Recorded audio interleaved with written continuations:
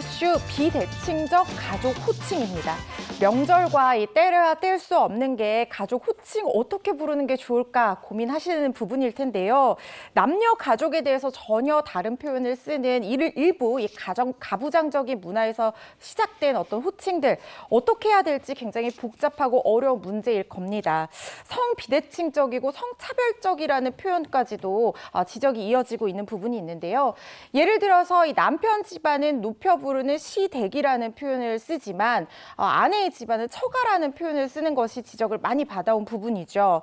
마음 편하고 평등한 명절을 보내기 위해서 가족 간 호칭을 어떻게 해야 될까 생각해 보는 것도 좋을 것 같은데요.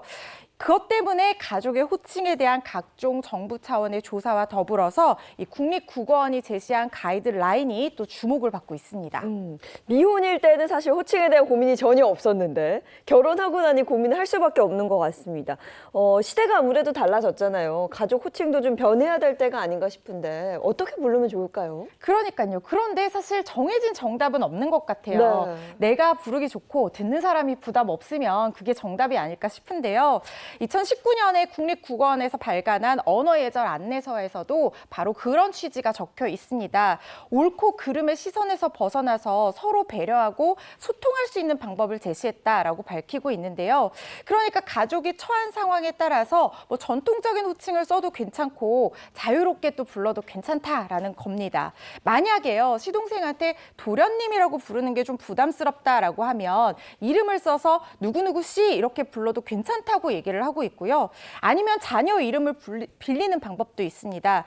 누구누구 삼촌, 누구누구 고모 이렇게 자녀 입장에서 표현하는 것도 좀 부담스럽지 않은 그렇지만 예의를 지킬 수 있는 호칭이 될 것 같은데요.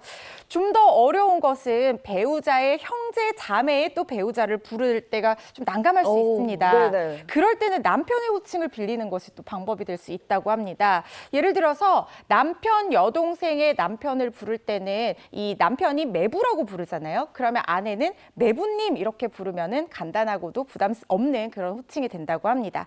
만약에요, 사전에 있는 말을 꼭 쓰고 싶다라고 한다면 시댁과 처댁 대신에 시가와 처가가 괜찮은 표현이라고 합니다. 왜냐하면요, 처댁이라는 표현은 표준국어 대사전에는 없지만 이 시가라는 표현은 있기 때문에 시가와 처가라는 표현도 추천해 드릴 수 있을 것 같습니다. 네. 처댁은 어감이 어색해요. 시가, 처가 이러는 게 좋을 것 네. 같고요. 근데 이게 오랜 어떻게 보면 이제 전통적으로 내려온 거잖아요. 그래서 하루아침에 바뀌긴 힘들지만 점차 적응해 나가면 또 바람직한 방향으로 갈 것도 같습니다. 네.